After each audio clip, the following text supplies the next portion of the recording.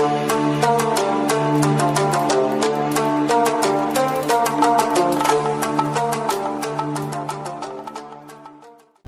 दोस्तों, आज हम इस वीडियो में बात करने वाले हैं बृहस्पतिवार व्रत कथा के भाग 2 के बारे में। दोस्तों, अगर आपने इस कथा का भाग 1 नहीं देखा है तो आप मेरे चैनल पर जाकर इस वीडियो को देख सकते हैं, मैंने अपलोड कर चुका हूं। तो बात करते हैं अब भाग 2 के बारे में। तब दासी बोली, देखो रानी, तुम पहले भी इस प्रकार आलस्य करती थी, तुम्हें धन रखने में कष्ट होता था, इस कारण सभी धन नष्ट हो गया, और अब जब भगवान बृहस्पति की कृपा से धन मिला है तो तुम्हें फिर से आलस्य होता है। रानी को समझाते हुए दासी कहती है कि बड़ी मुसीबतों के बाद हमने यह धन पाया है, इसीलिए हमें दान पुण्य करना चाहिए, भूखे मनुष्यों को भोजन कराना चाहिए और धन को शुभ कार्यों में खर्च करना चाहिए, जिससे तुम्हारे कुल का यश बढ़ेगा, स्वर्ग की प्राप्ति होगी और पितृ प्रसन्न होंगे। दासी की बात मानकर रानी अपना धन शुभ कार्यों में खर्च करने लगी, जिससे पूरे नगर में उसका यश फैलने लगा। बृहस्पतिवार व्रत कथा के बाद श्रद्धा के साथ आरती की जानी चाहिए। इसके बाद प्रसाद बांटकर उसे ग्रहण करना चाहिए। एक दिन राजा दुखी होकर जंगल में एक पेड़ के नीचे आसन जमाकर बैठ गया। वह अपनी दशा को याद करके व्याकुल होने लगा। बृहस्पतिवार का दिन था। एकाएक उसने देखा कि निर्जन वन में एक साधु प्रकट हुए। वह साधु वेश में स्वयं बृहस्पति देवता थे। लकड़हारे के सामने आकर बोले, हे लकड़हारे, इस सुनसान जंगल में तू चिंतामग्न क्यों बैठा है? लकड़हारे ने दोनों हाथ जोड़कर प्रणाम किया और उत्तर दिया, महात्मा जी, आप सब कुछ जानते हैं, मैं क्या कहूँ। यह कहकर रोने लगा और साधु को अपनी आत्मकथा सुनाई। महात्मा जी ने कहा, तुम्हारी स्त्री ने बृहस्पति के दिन बृहस्पति भगवान का निरादर किया है, जिसके कारण रुष्ट होकर उन्होंने तुम्हारी यह दशा कर दी।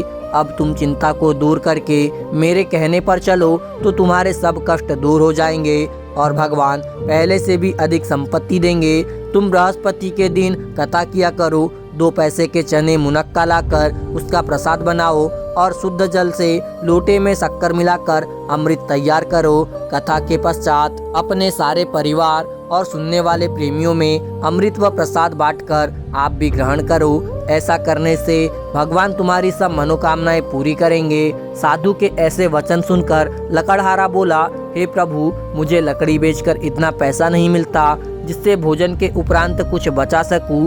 मैंने रात्रि में अपनी स्त्री को व्याकुल देखा है, मेरे पास कुछ भी नहीं जिससे मैं उसकी खबर मंगा सकूं। साधु ने कहा, हे लकड़हारे, तुम किसी बात की चिंता मत करो। बृहस्पति के दिन तुम रोजाना की तरह लकड़ियां लेकर शहर को जाओ। तुमको रोज से 2 गुना धन प्राप्त होगा, जिससे तुम भली भांति भोजन कर लोगे तथा बृहस्पति देव की पूजा का सामान भी आ जाएगा।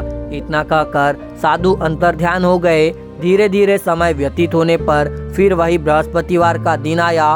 लकड़हारा जंगल से लकड़ी काटकर किसी शहर में बेचने गया। उसे उस दिन और दिन से अधिक पैसा मिला। राजा ने चना गुड़ आदि लाकर गुरुवार का व्रत किया। उस दिन से उसके सभी कलेश दूर हुए, परंतु जब दोबारा गुरुवार का दिन आया तो बृहस्पतिवार का व्रत करना भूल गया। इस कारण बृहस्पति भगवान नाराज हो गए। उस दिन उस नगर के राजा ने विशाल यज्ञ का आयोजन किया तथा शहर में यह घोषणा करा दी कि कोई भी मनुष्य अपने घर में भोजन न बनावे, न आग जलावे। समस्त जनता मेरे यहाँ भोजन करने आवे। इस आज्ञा को जो न मानेगा उसे फांसी की सजा दी जाएगी। इस तरह की घोषणा संपूर्ण नगर में करवा दी गई। राजा की आज्ञा अनुसार शहर के सभी लोग भोजन करने गए, लेकिन लकड़हारा कुछ देर से पहुंचा, इसीलिए राजा उसको अपने साथ घर लिवा ले गए और ले जाकर भोजन करा रहे थे तो रानी की दृष्टि उस खूंटी पर पड़ी जिस पर उसका हार लटका हुआ था। वह वहां पर दिखाई नहीं दिया। रानी ने निश्चय किया कि मेरा हार इस मनुष्य ने चुरा लिया है। उसी समय सिपाहियों को बुलाकर उसको कारागार में डलवा दिया। जब लकड़हारा कारागार में पड़ गया और बहुत दुखी होकर विचार करने लगा कि न जाने कौन से पूर्व जन्म के कर्म से मुझे यह दुख प्राप्त हुआ है, और उसी साधु को याद करने लगा जो कि जंगल में मिला था। उसी समय तत्काल बृहस्पति देव साधु के रूप में प्रकट हुए और उसकी दशा को देखकर कहने लगे, अरे मूर्ख, तूने बृहस्पति देव की कथा नहीं करी, इस कारण तुझे दुख प्राप्त हुआ है। अब चिंता मत कर, बृहस्पतिवार के दिन कारागार के दरवाजे पर 4 पैसे पड़े मिलेंगे, उनसे तू बृहस्पति देव की पूजा करना, तेरे सभी कष्ट दूर हो जाएंगे। बृहस्पति देव के दिन उसे 4 पैसे मिले। लकड़हारे ने कथा कही। उसी रात्रि को बृहस्पति देव ने उस नगर के राजा को स्वप्न में कहा, हे राजा, तुमने जिस आदमी को कारागार में बंद कर दिया है वह निर्दोष है, वह राजा है, उसे छोड़ देना। रानी का हार उसी खूंटी पर लटका है, अगर तू ऐसा नहीं करेगा तो मैं तेरे राज्य को नष्ट कर दूंगा। दोस्तों, इसका जो शेष भाग है उसे अगली पोस्ट में पढ़ेंगे। दोस्तों, आपके लिए बहुत मेहनत से पोस्ट लाते हैं, एक लाइक ज़रूर करें और कमेंट्स करके ज़रूर बताएं कि वीडियो आपको कैसा लगा, और चैनल को सब्सक्राइब ज़रूर से ही करिएगा। मुझे पूरा यकीन है आपका दिल बहुत बड़ा है, आप इस पोस्ट को लाइक और चैनल को सब्सक्राइब ज़रूर करेंगे।